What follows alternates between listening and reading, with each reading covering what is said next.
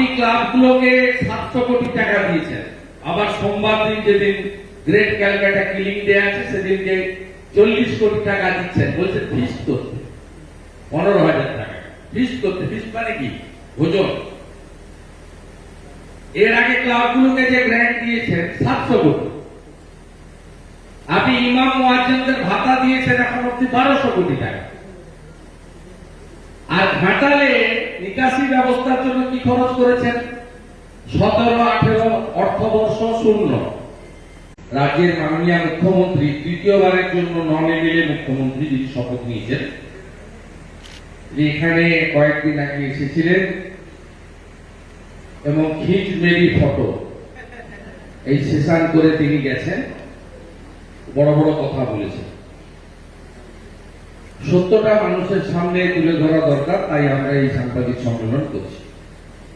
আমি প্রথমেই বলে নিই যে ঘাটালের গণদেবতা জনতা জনার্দন ভোটার ভদ্রমন্ডলী, তারা ভারতবর্ষের প্রধানমন্ত্রী নরেন্দ্র মোদীর প্রতি আস্থা রেখে বিজেপিকে এখান থেকে জিতিয়েছেন, তার জন্য আমরা কৃতজ্ঞ।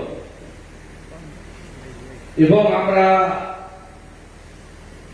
বন্যা, দামোদর ভ্যালি কর্পোরেশনের জল ছাড়া, সেচ ব্যবস্থা ভেঙে পড়া এবং অতিরিক্ত বর্ষণ সব মিলিয়ে যে অবস্থাটা ঘাটালে শুরু হয়েছিল, এখনো কিছু কিছু এলাকায় প্লাবিত হয়ে আছে, নিচু এলাকাতে। সেই সময়কালে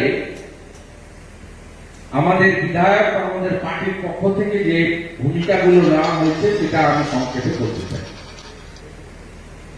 তার কারণ আমরা জানি যে এই ধরনের প্রাকৃতিক বিপর্যয়ের ক্ষেত্রে আর্ত মানুষের কোন বর্ণ, ধর্ম, সম্প্রদায় পরিচয় রাখা উচিত নয়।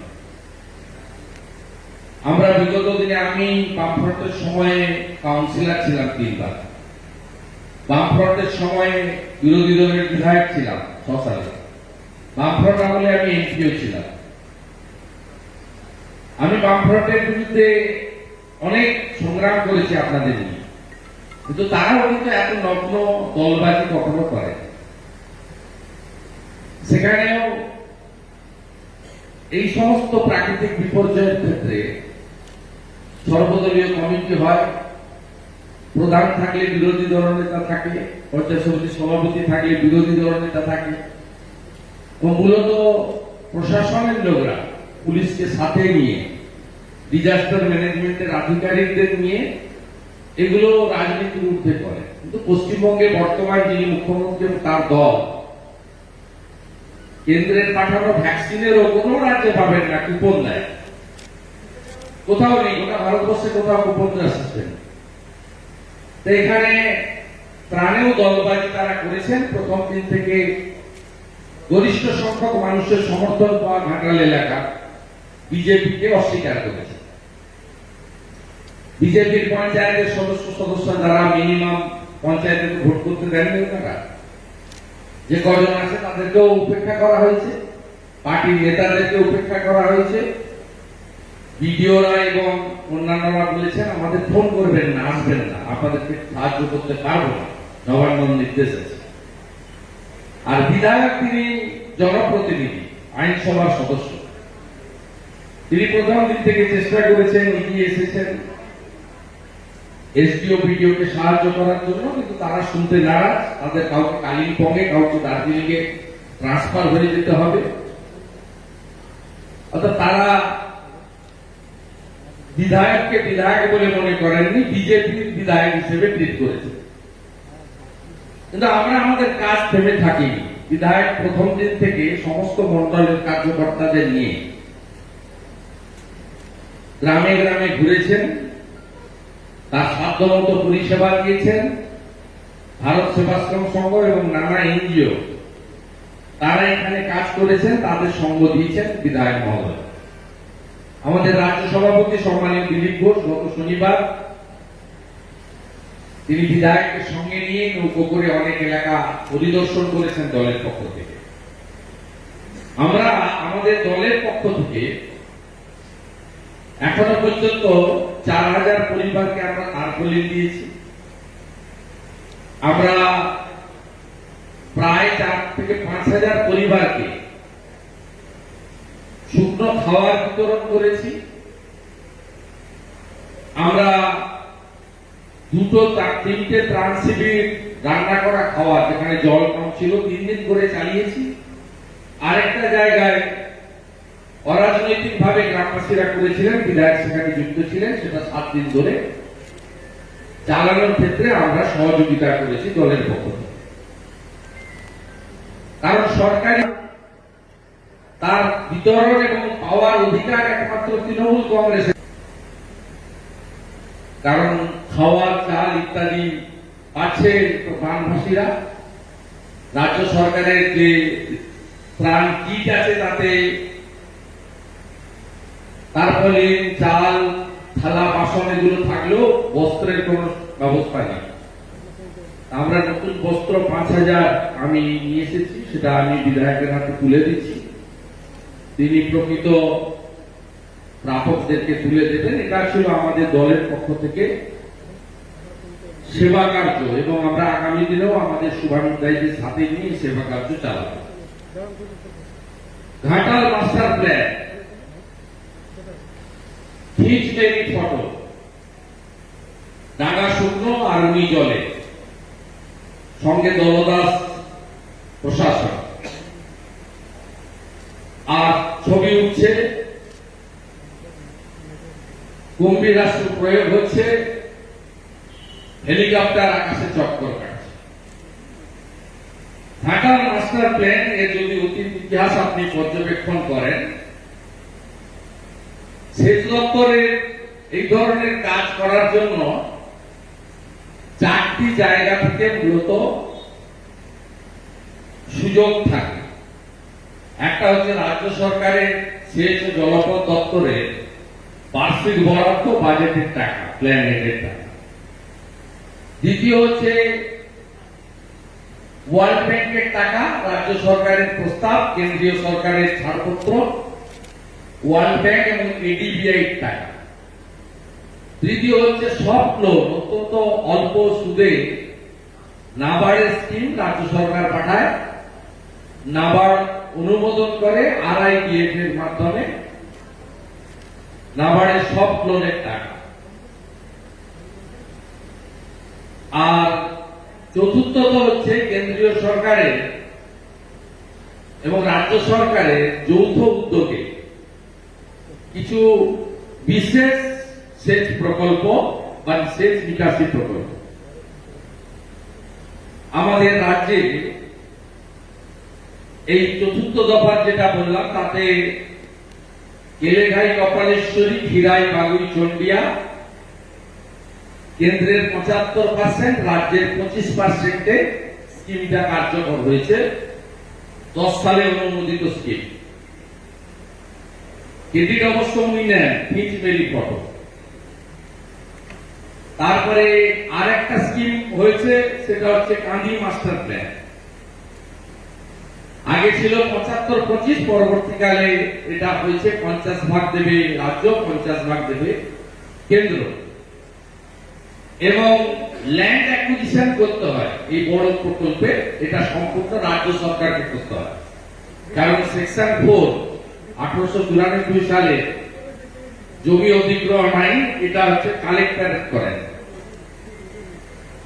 এইটা হচ্ছে আমাদের রাজ্যে হয়েছে। ঘাটাল মাস্টার প্ল্যান 12 সাল থেকে পাঠানো হয়েছে। কেন্দ্রীয় সরকার 1240 কোটি টাকা দিতেও চেয়েছে, কিন্তু রাজ্য সরকার তার যে ম্যাচিং গ্র্যান্ট 50% দিতে রাজি নয়। রাজ্য সরকার জমি অধিগ্রহণ করতে রাজি নয়। তার কারণ পশ্চিমবঙ্গে জমি নীতিতে বলা আছে কোথাও কোন উন্নয়নের কাজেও জমি নেওয়া হবে না। যদিও এখানে যদি সবাই মিলে ঝাঁপিয়ে পড়তেন, ঘাটালের দুঃখ যন্ত্রণা চিরস্থায়ী সমাধানের জন্য মানুষ এগিয়ে আসে, সেটাই রাজ্য সরকার করেনি। এই রাজ্য সরকারের দলের এমএলএ ছিলেন 11 সালে 16 সালে। তার কোন ভূমিকা আমরা দেখতে পাই। বিধায়ক সাংসদ জিতছেন 14 সাল থেকে। জল জমলেই তিনি একবার আসেন, কমান্ডো পরিবেষ্টিত হয়ে ছবি তোলেন, বাড়ি যান। সংসদে হাজিরা হচ্ছে 1% কম। সংসদে হাজিরা হচ্ছে ঘাটালের এমপির 1% থেকে কম। পাঠান কেন পার্লামেন্টে আপনারা? প্রশ্ন করার জন্য, আলোচনায় অংশগ্রহণের জন্য। পার্লামেন্ট চলার ফাঁকে আগে ছিল জলসম্পদ মন্ত্রী, এখন জলশক্তি দপ্তর করেছে, তার সঙ্গে মিটিং করার জন্য। পাঠান তো এই জন্য আপনারা লাইন দিয়ে ভোট দিয়ে। যদি সংসদেই যান না, ঘাটাল মাস্টার প্ল্যানের ব্যাপারে কোনো ভূমিকা নেই। এই তো শাসক দলের মিডিয়াতে ভেসে থাকা নেতা নেত্রীদের ভূমিকা।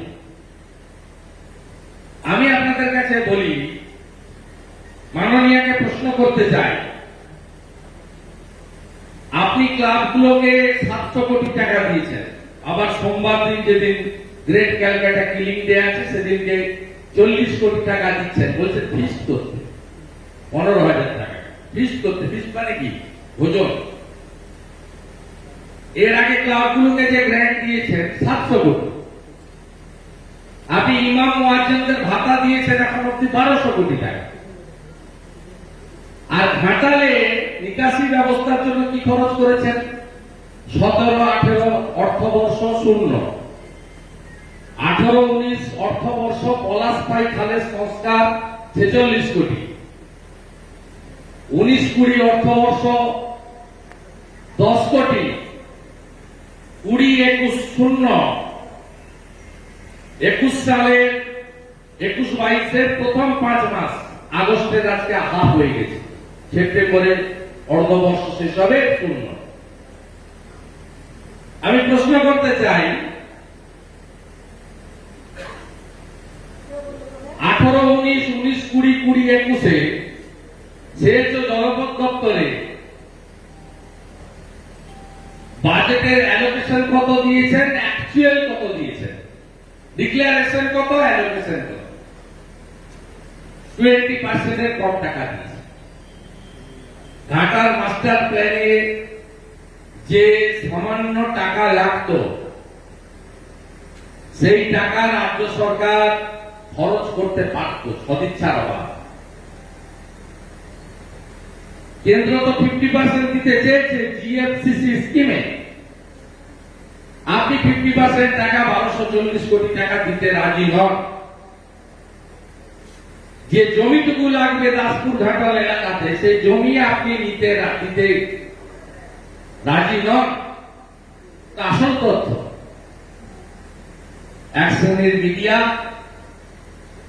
ওনাকে রোমে পাঠিয়ে দিচ্ছে, কোন এনজিও একটা ডেকে ফেলেছে, যেমন নেলসন ম্যান্ডেলা যাবে। দোসরা এরপরে রক্তাক্ত সনাতনীরা আক্রান্ত, 51 পেরিয়ে গেছে। আর এখানে এসে আকাশপথে এসে খিচবেরি ফটো, শুকনো ডাঙা জলে নেমে গেলে। কাজের কাজ করতে হবে। আর এটা 11 সালে বললে লোক শুনতো, কেন্দ্রের দোষ মুখ তমুক।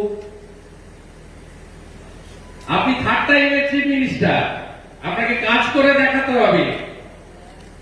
কেন্দ্রের কথা বলছেন, মোড়গ্রাম থেকে মেচগ্রাম, এই যে সম্প্রসারিত রাস্তা কার টাকায়? কেন্দ্রীয় সরকার 2000 কোটি টাকা দিয়েছে নীতিন গডকরিজির দপ্তর থেকে।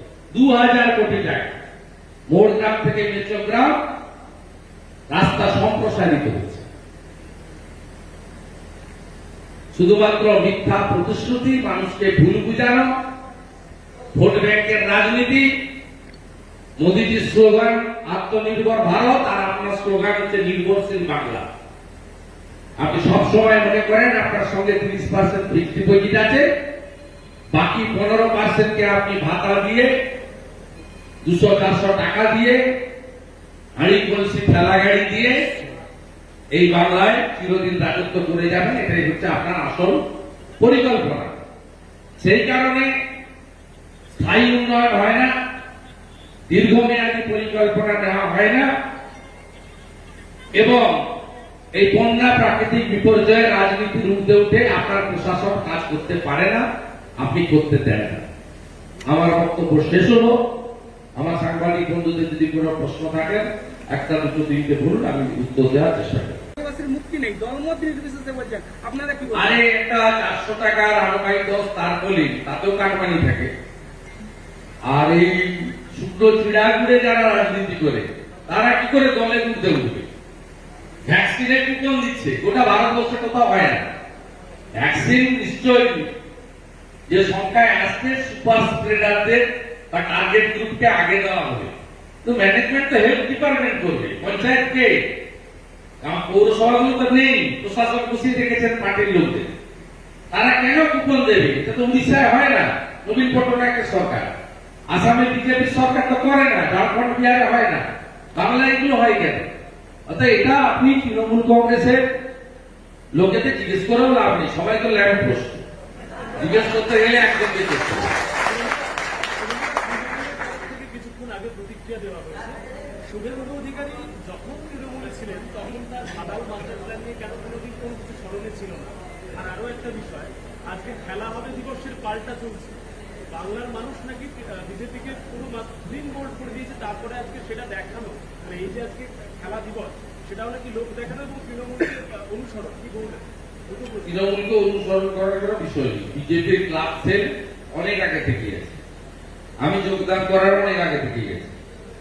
এবং 9 থেকে 16 যেভাবে 23 তারিখ থেকে 23শে জুন থেকে শ্যামাপ্রসাদ দিন আত্মবলিদান দিবস থেকে 6 জুলাই শ্যামাপ্রসাদ দিন আবির্ভাব দিবস পর্যন্ত কর্মসূচি ছিল। একইভাবে 9 থেকে 16 পশ্চিমবঙ্গ বাঁচাও কর্মসূচিতে গতকাল মহিলা মোর্চা ছিল, আজকে ক্লাব সেলকে দেওয়া হয়েছে। ক্লাব সেল সব জায়গায় স্পোর্টসের অ্যারেঞ্জমেন্ট করছে।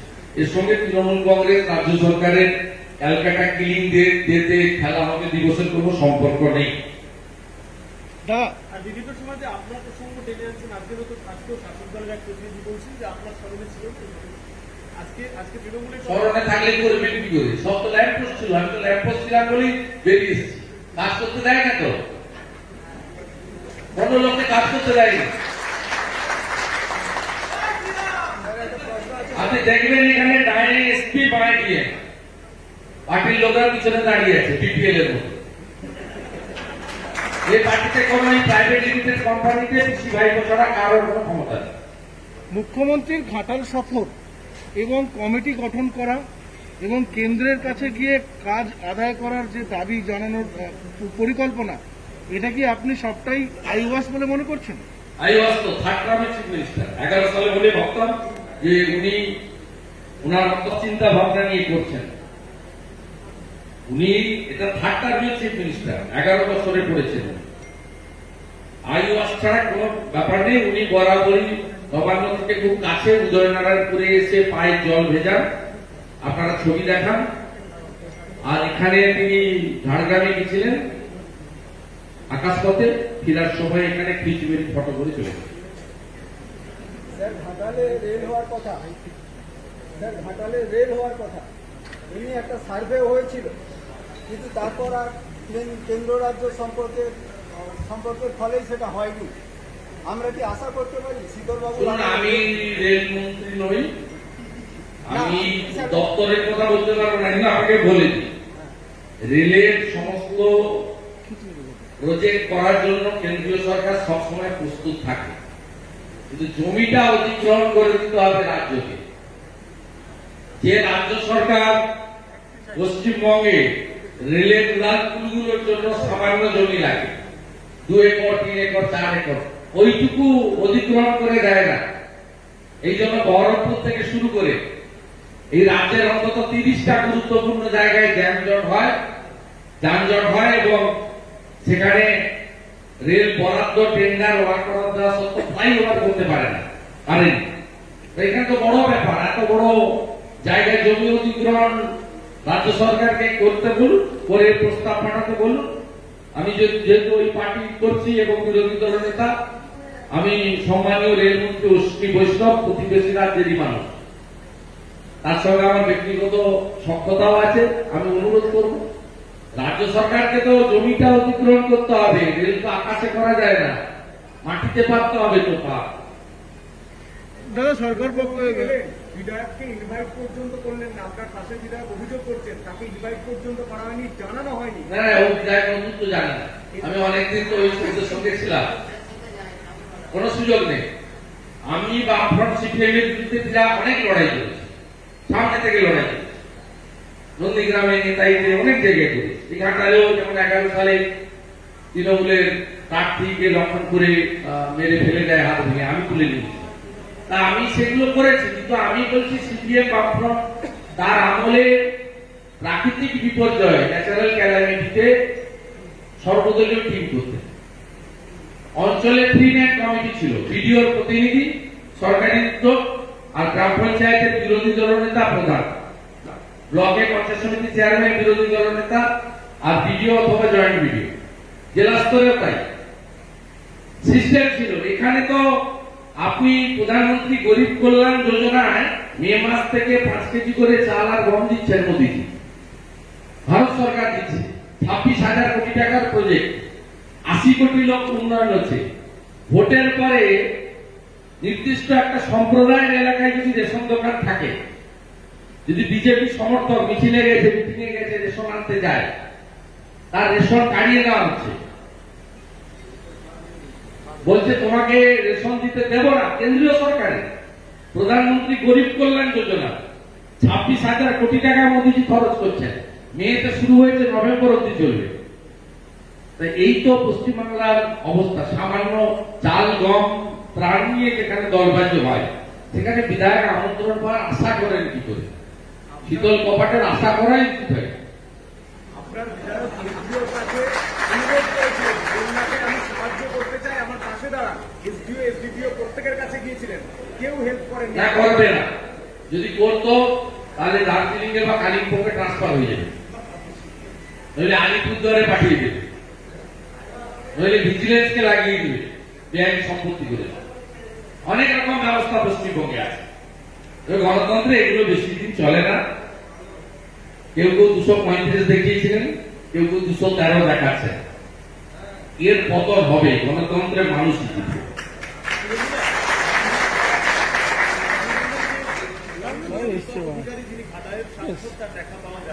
আমি নাম ধরে বলিনি, আমি তৃণমূল কংগ্রেসের সাংসদ বলি। আমি ওনার নাম ধরে বলিনি, যদিও ঘটনাচক্রে উনি এমপি, তৃণমূল কংগ্রেসের সাংসদ, জোড়াফুল নির্বাচন। উনি বলছেন যে ঘাটাল মাস্টার প্ল্যান নিয়ে দীর্ঘদিন ধরে আমরা যুদ্ধ চালিয়ে আছি, কতবার দিল্লিতে গিয়ে বৈঠক করেছি। উমা ভারতী যখন কেন্দ্রীয় সেচ মন্ত্রী ছিলেন তখন তার সঙ্গেও কথা বলেছি, নিজের সংসদে গিয়েও ঘাটাল মাস্টার প্ল্যান নিয়ে কথা বলেছি, কিন্তু কোথাও গিয়ে মনে হচ্ছে। আমি তমলুকে ছিলাম, প্রথম প্রশ্নটা আমি করেছিলাম, তারপরে উনি একদিন বাংলাতে 2 মিনিট বলেছিলেন, অনেক আগে 14 সালে আমার প্রশ্নটাই ছিল Uma Bharati, question number 1, star question ছিল। আমি প্রথম প্রশ্নটা করেছিলাম, আমি তমলুকের এমপি ছিলাম, আমার ইন্টারেস্ট ছিল ঘাটাল মাস্টার প্ল্যানের সঙ্গে পাঁশকুড়া এবং তমলুকের যে কাঁসাইর ক্যাচমেন্ট, ময়লার একটা পোর্শন, ওটা যুক্ত আছে, আমার সেই ইন্টারেস্ট ছিল, ঘাটালের জন্য ইন্টারেস্ট ছিল। তারপরে উনি বাংলায় একদিন বলেছিলেন, সে তো অনেক আগে 14 সালে, তারপরে আরেকবার ভোট হয়ে গেছে 19 সালে। আমি এই এমপি টার্মে উনি তার সঙ্গে মিট করেছেন, আর এই এমপি 19 সালে তো উমা ভারতী জি মন্ত্রী নেই, গজেন্দ্র সিং শেখাওয়াত মন্ত্রী। একটা ছবি দেখিয়ে দেন, গজেন্দ্র সিং শেখাওয়াতের সঙ্গে ঘাটালের তৃণমূলের এমপি মিটিং করেছেন, আর 19 থেকে অদ্যাবধি একটা শব্দ জিএইচএ টিএএল উল্লেখ করেছেন। আমি আমার কথা প্রত্যাহার করি।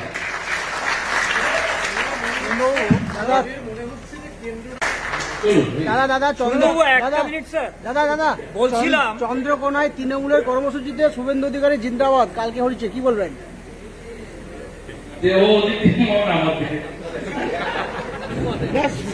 সুজাতাকে অভিযোগ করছে ওরা মার খেয়েছিল বঙ্গবন্ধু লক্ষ্মীপুরের লোকরা। এই সময় আমি ওদের কাছে ছিলাম, মনটা রয়ে গেছে আমার কাছে। কি করে না, সুজাতাকে বলছে আপনি লোক পাঠিয়েছেন ওটা করার জন্য। না না, আমার অত দৈন্য দশা হয়নি, যে ওখানে ওই ওনার সভাতে পাঠাতে হবে, অত দৈবদশা আমার শুভেন্দু দিতে হয়। শুভেন্দুবাবু আমি এখন পর্যন্ত 3 বার কাউন্সিলর, 3 বার এমএলএ, 2 বার এমপি এবং পশ্চিমবাংলার মুখ্যমন্ত্রীকে হারিয়ে দিয়েছি।